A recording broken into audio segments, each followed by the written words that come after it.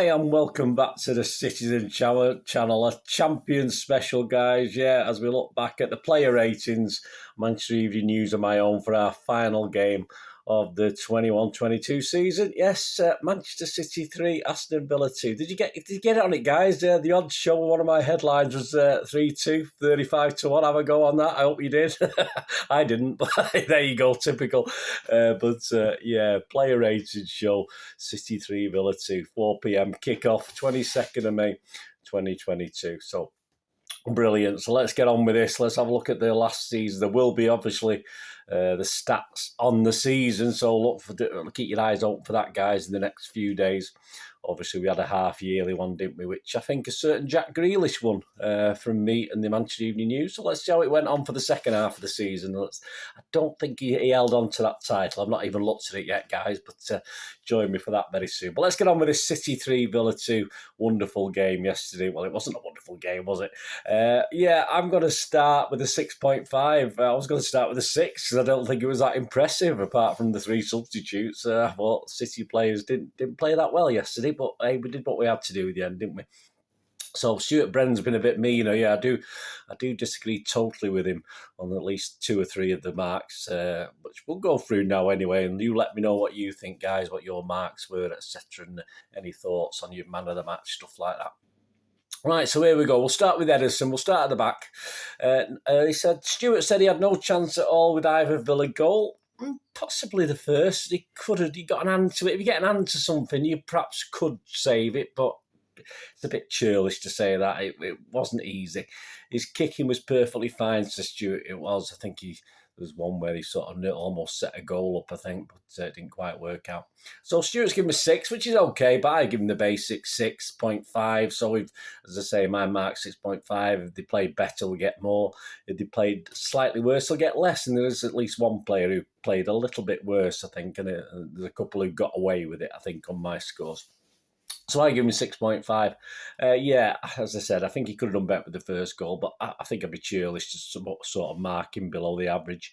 John Stones, great to see him back, wasn't it? I would have been happy to see him back at centre-half, though I have no idea why I was playing at right-back. Stuart said, had a torrid time at right back. He did. That's why, as I say, it wasn't hindsight. When the team was announced, I thought, no, I'm sorry. I'd rather have him back play centre half and keep Cancelo on the right and Zinchenko on the left. But anyway, that's another story. Check out my match report as well. Yeah, Stuart said a torrid time at right back in the first half, but looked steadier and more comfortable in the middle. He did. Well, this is where he should have been playing from the start. It all worked out, of course it did. So we can't complain, but very odd. Stuart's given him a 6. Again, I'll give him a 6.5. I'm not sure why he started there. He wasn't comfortable. First game back. So, as I said, he settled down and he played a lot better in the second half. And he had one great sort of saving. Well, he didn't tackle, but he annoyed someone, didn't he? Remember, I think someone was through. I think it was Watkins was through. And he sort of mired at the back of him. He just sort of niggled him and he sort of ended up going through to Ederson the ball. But obviously Watkins was probably harassed by him. So, yeah, I'll give him a 6.5 anyway, guys. Fernandinho, yeah, Stuart said it wasn't City's worst defender. He wasn't, but Villa were isolating him against Watkins and he was subbed at half-time. Yeah, an interesting switch. As I say, I was very surprised he played anyway. Stuart's given him a 6. Again, I'll give him 6.5. I do remember one great saving tackle in the first half up at that he'd put in. It might have been the first. It might have been the second half. Was it the second half? Because it was at our end, so... Yeah, it was it was the first because obviously we changed ends, didn't we? Obviously they won the toss and Steve Gerrard must have said disrupt City to play the other way. So yeah, that was interesting. So I thought he did one great saving tackle, but he wasn't comfortable again. But he shouldn't have been playing in that position in my mind because he's not been comfortable at centre back when Pep's played him there. But again, it all worked out okay. Aymeric Laporte, Stuart said, look far more at home with regular partner Stones. He certainly did, and that should have been the starting partnership alongside in the second half. He's given him a 6. Again, I've given him a 6.5. They're only getting average scores, these guys. I mean, Coutinho did well to get his goal, but let's face it, Coutinho's no slouch, is he? He took it very, very well. I'm not going to blame Laporte particularly for that. But as I said, Laporte and Stones from kickoff would have been ideal for me. Now Cancelo, Stuart said nothing went right for him at left back. Again, shouldn't have been there. Poor passing and shooting, but settled nicely on the right. Well, that's been the opposite, hasn't it, recently? He's not looked that great on the right, but he's been better on the left. But he was a bit out of sorts yesterday, but as most of the team were. So Stuart's given him a 6. Again, I've given him a 6.5. It just didn't work for him yesterday, and it didn't work for a lot of City players. But I'm not got, as I say, a couple of these players perhaps could have scored a little bit less, but I'm not going to have too much of a down on them because of the way we played in general. And let's face it, on the left-hand side now, having seen Zinchenko, Zinchenko's just as bad or just as good at defending as Cancelo is, whichever way you look at it. And obviously Zinchenko gives us options going forward as well as Cancelo has done in the past. So is there any difference? Getting back used to playing over the right, cover for Walker. That's what we'll probably need to do with Cancelo. Rodri Stewart said his physical presence a factor throughout, but the finish to make it 2-2 was exquisite. It certainly was. And the first player to get more than the average for me. Stewart's given him a 7. I've given him a 7.5 just for that goal. It wasn't a Rodri's rocket. It was a Rodri's side footer, wasn't it? But that'll do for me. So, yeah, he's going to get a 7.5 for that, Rodri. Well done, mate. I didn't really notice you much apart from that, but that'll do. Bernardo Silva, yeah, Stuart said his magic was badly needed on a day like this, but for once the endeavour was not matched by quality. I thought he played okay again in the constraints of the team. Stuart's only given him a 5. I think he's totally out of order with that in respect to Stuart.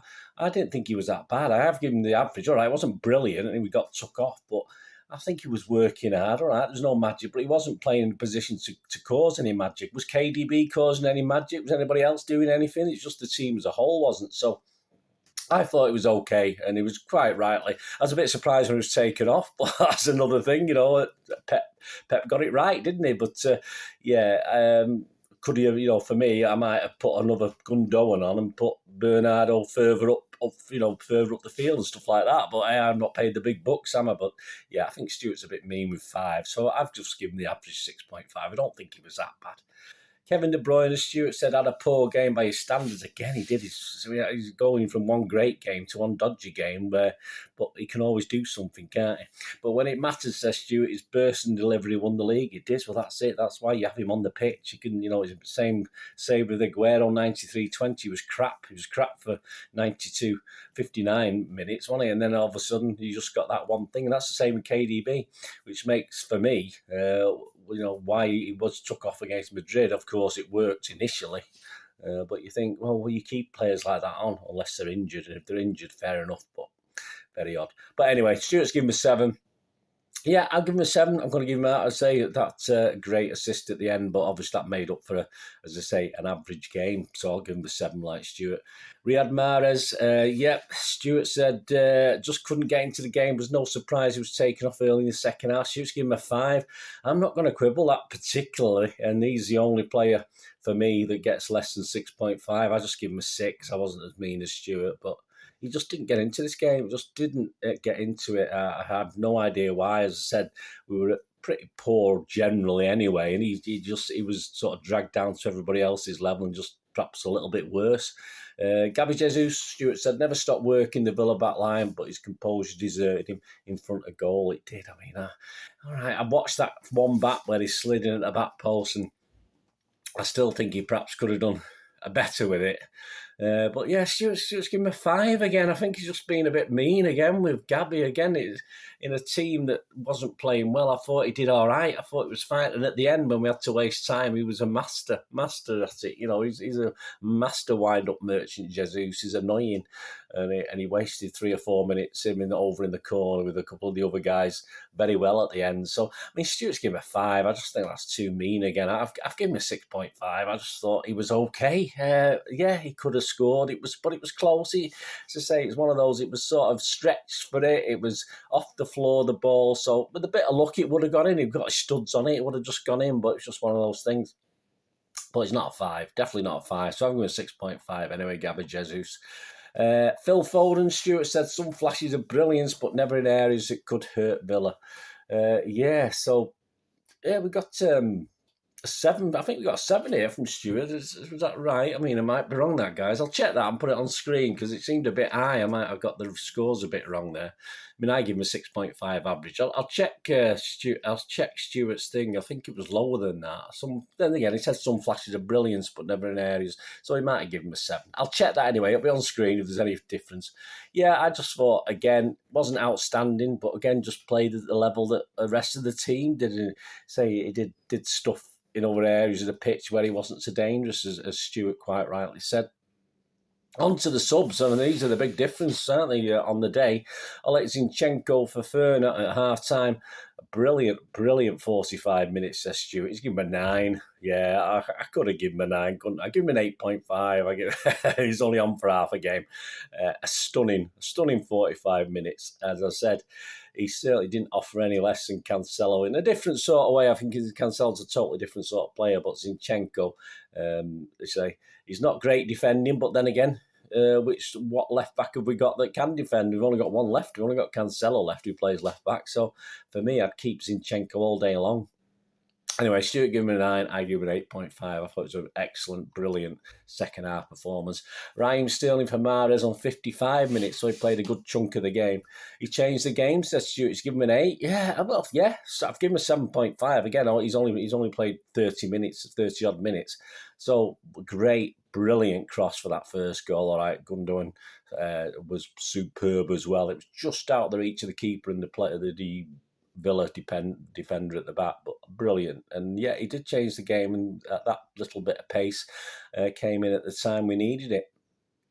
So I give him a 7.5. Should give him an 8. It's been generous on the subs considering they didn't play full games. Ilkay Gundogan for Bernardo on 68, so he only played about 26, 27 minutes. 2-goal hero, absolutely brilliant. Just give him a 9. I can't quibble with that. Even though he's only on for 27 minutes, 26, 20, I don't know, whatever, from the 68, so that's 22, 4 minutes injury time. So 26 minutes, yeah. He's given him a 9. I've given him a 9 as well. I thought he's brilliant, absolutely brilliant. I mean, there are rumours that he's leaving. But that's where we want to see it. That's where he can score goals. We know he can score goals. He's done it before. We just don't see it enough. And we don't see him in those positions where he can do that as much. And they say he's good with his little side foot shots. But when they're sort of in and around the 18-yard sort of line, they sometimes work, they sometimes don't. But when he's close in, as they were, and that header, brilliant, a superb header, just what you're taught to do as a header. So, yeah, I'd give him a 9. Stuart, give him a 9. And there you go, man of the match. Well, it has to be one of the subs for me. I wouldn't give any of the starters the man of the match. So I've just give it good. You got to give Gundogan, haven't you? Just ahead of Zinchenko for me. I thought he was superb for the little amount of time he was on. Let me know what you think. I don't think there's any quibble with that, Gundogan. Oh, well, there will be quibbles, of course there will, but just ahead of Zinchenko, because I thought Zinchenko was superb as well. All right, special mention for Rodri. I mean, at least he played all the game, but of the guys who started the game, perhaps Rodri was the best, but I'm going to give it Gundogan. But there you go. Thanks for watching, guys. Let me know your thoughts. Let me know your player scores, of course. Lots of things planned for the summer, including, as I said, this player ratings for the season, the player of the year for the season as far as Manchester Evening News and myself are concerned. So that'll be coming up very, very soon. I've got to do all the figures for that now and get me sheets of paper out and work out and get me adding up head on and stuff like that. But there'll be plenty of other stuff coming over the summer. And a special, of course, I'll be doing a little special, might be 2 or 3 parts on Fernandinho, of course. Have a good look back at. There's a lot of work involved in that one, guys, I can tell you. So please keep in touch. We never have a break here at the Citizen Channel. I'll be here all summer, so you'll get your fix of City, old and new. So hopefully you can join me and let me know. Anyway, hope you enjoyed that. What a champions, guys. Champion is champion. Yeah, absolutely wonderful. Great yesterday, great. I wasn't saying that at 2-0. Anyway, watch the match report, a little bit more on that in the match report anyway. Me and my lad were convinced it was over. It's all over. It is now. Anyway, thanks for watching, guys. Please, till we meet again, all I ask is please stay safe, Blues. Come on, City. Thanks for watching. Bye for now.